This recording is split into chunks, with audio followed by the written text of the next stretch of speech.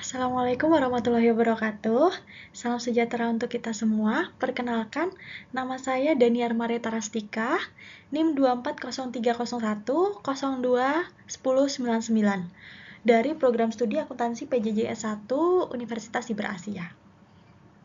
Sebelumnya terima kasih atas kesempatan yang diberikan untuk mempresentasikan proposal penelitian saya yang berjudul Kajian Awal tentang Peran Beban Pajak dalam Menentukan Profitabilitas pada Perusahaan Subsektor Jasa Konsumen dan Hiburan di Indonesia tahun 2022 sampai dengan 2024. Proposal penelitian ini dibuat guna pemenuhan tugas mata kuliah Metode Penelitian Akuntansi kelas AK 610 yang diampu oleh Ibu Nurhayati Siregar, Sarjana Ekonomi Magister Akuntansi. Pertama, saya akan menyampaikan latar belakang penelitian saya. Subsektor jasa konsumen dan hiburan di dalamnya termasuk hotel, restoran, pariwisata, media, dan lain-lain menjadi penggerak penting dalam pemulihan ekonomi pasca pandemi. Didorong oleh peningkatan mobilitas, daya beli, dan minat pada konsumsi berbasis pengalaman. Namun, pemulihan ini diiringi tantangan serius seperti kenaikan biaya, persaingan ketat, tuntutan digitalisasi, dan beban pajak yang tinggi. Beban pajak bukan hanya kewajiban hukum, melainkan juga faktor strategis yang mempengaruhi profitabilitas. Meski pemerintah memberi insentif pajak, dampaknya belum tentu dirasakan optimal oleh perusahaan karena faktor internal, seperti struktur biaya dan manajemen pajak. Penelitian terdahulu banyak fokus pada sektor manufaktur, padahal sektor jasa sendiri memiliki karakteristik berbeda dan tentu saja lebih dinamis. Terdapat 4 rumusan masalah pada penelitian saya kali ini. Yang pertama, bagaimana tingkat beban pajak yang ditanggung oleh perusahaan subsektor jasa konsumen dan hiburan di Indonesia selama periode 2022 sampai dengan 2024. 2.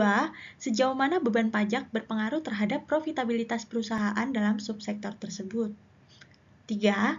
Apakah terdapat hubungan yang signifikan antara variabel beban pajak dan indikator profitabilitas ROA atau Return on Asset? Keempat, apakah terdapat hubungan yang signifikan antara variabel beban pajak dan indikator profitabilitas ROE atau Return on Equity? Selanjutnya, penelitian saya memiliki 4 tujuan. Yang pertama, menganalisis tingkat beban pajak yang ditanggung oleh perusahaan subsektor jasa konsumen dan hiburan di Indonesia pada tahun 2022 sampai dengan 2024. 2. Mengidentifikasi pengaruh beban pajak terhadap profitabilitas perusahaan dalam subsektor tersebut. 3. Menjelaskan hubungan antara beban pajak dan indikator profitabilitas berupa ROA atau Return on Asset secara statistik. 4. Menjelaskan hubungan antara beban pajak dan indikator profitabilitas berupa Return on Equity secara statistik.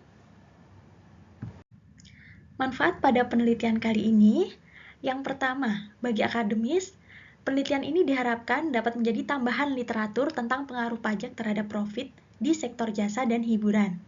Yang kedua, dari segi praktis, penelitian ini diharapkan dapat membantu manajemen merumuskan strategi efisiensi pajak.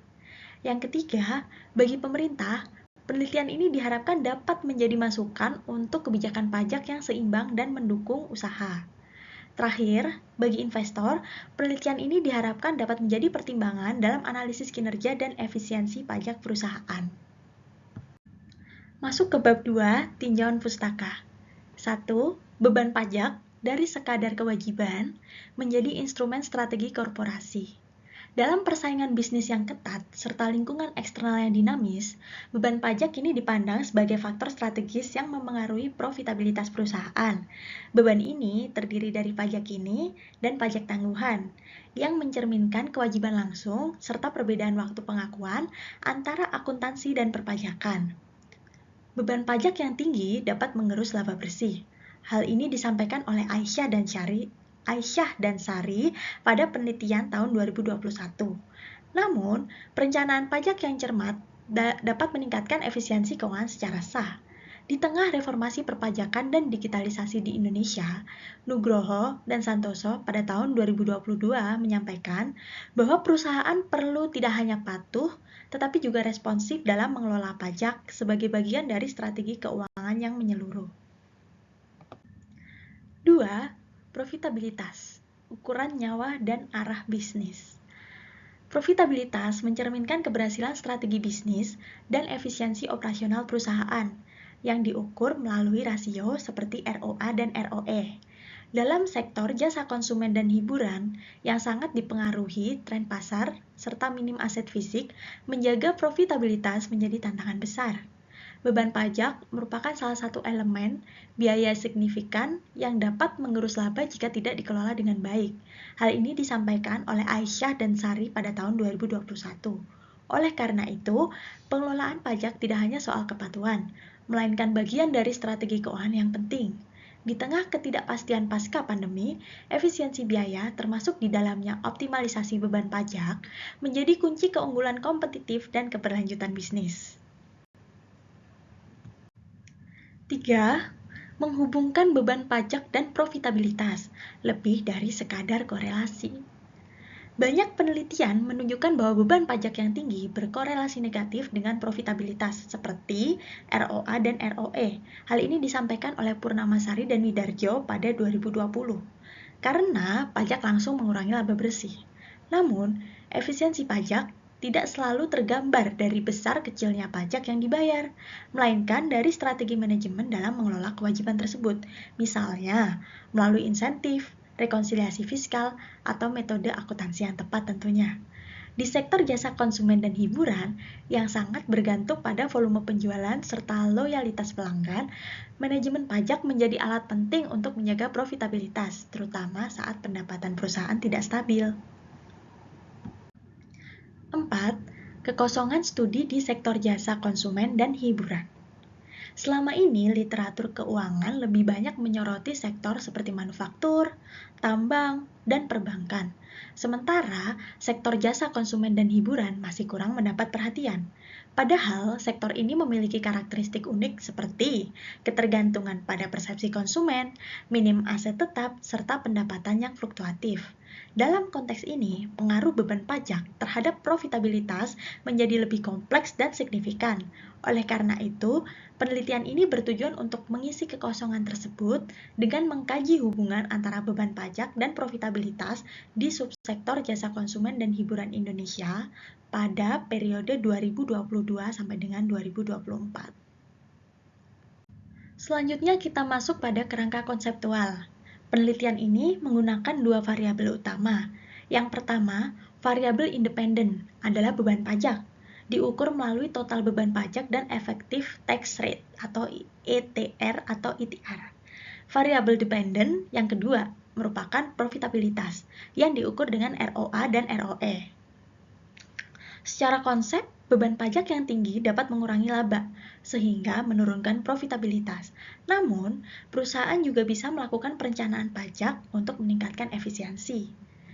Penelitian ini berasumsi bahwa data keuangan valid, dan beban pajak memang berperan penting dalam struktur keuangan perusahaan, jasa konsumen, dan hiburan.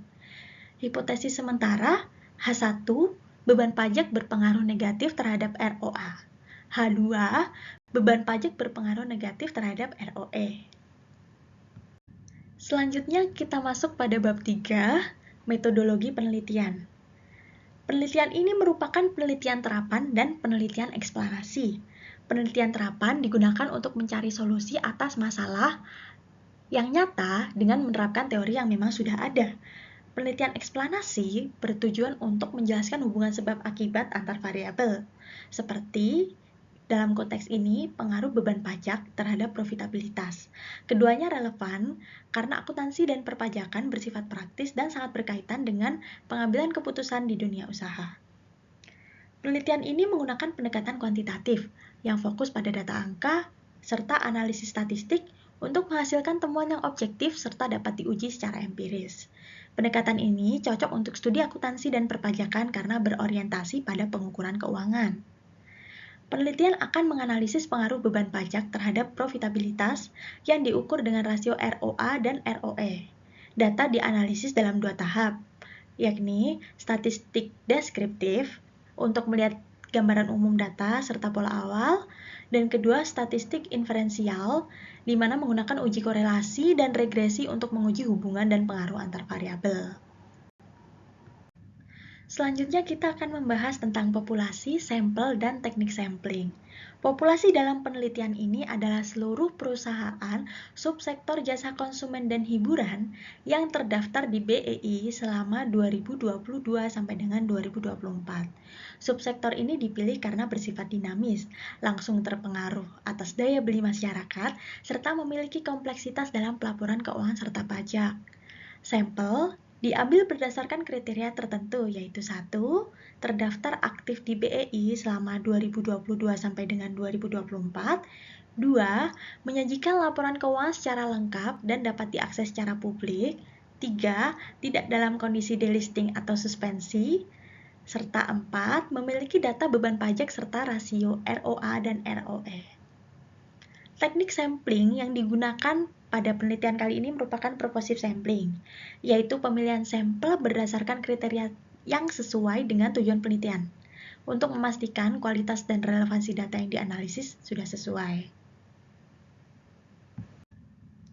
Selanjutnya kita akan membahas tentang sumber data dan metode pengumpulan data. Sumber data dalam penelitian ini adalah data sekunder yang diperoleh dari laporan keuangan serta laporan tahunan perusahaan yang dipublikasikan melalui situs resmi BEI atau website perusahaan, serta sumber tambahan seperti RTI Business. Data ini dipilih karena sudah diaudit dan tentu saja tersedia secara terbuka. Metode pengumpulan data dilakukan melalui studi dokumentasi dengan langkah-langkah 1. Mengidentifikasi perusahaan sesuai kriteria. 2. Mengunduh laporan keuangan tahun 2022 sampai dengan 2024. 3. Menyeleksi data seperti beban pajak, laba, ROA, ROE, NPM. Serta terakhir, mengolah data tersebut ke dalam spreadsheet atau Excel untuk dilakukan analisis lebih lanjut. Metode ini dipilih karena efisien, transparan, serta datanya dapat diverifikasi ulang apabila kiranya terjadi kesalahan atau ketidaksesuaian. Penelitian ini mengambil 3 literatur utama, yakni berupa jurnal pada Jurnal Akuntansi dan Keuangan Indonesia, Jurnal Pajak Indonesia, Jurnal Riset Perpajakan atau JRP, yang terbit pada kurun waktu 2020 sampai dengan 2022 dengan detail sebagaimana tertera pada bahan papar. Demikian presentasi saya. Terima kasih atas perhatian dan kesempatan yang telah diberikan. Wassalamualaikum warahmatullahi wabarakatuh.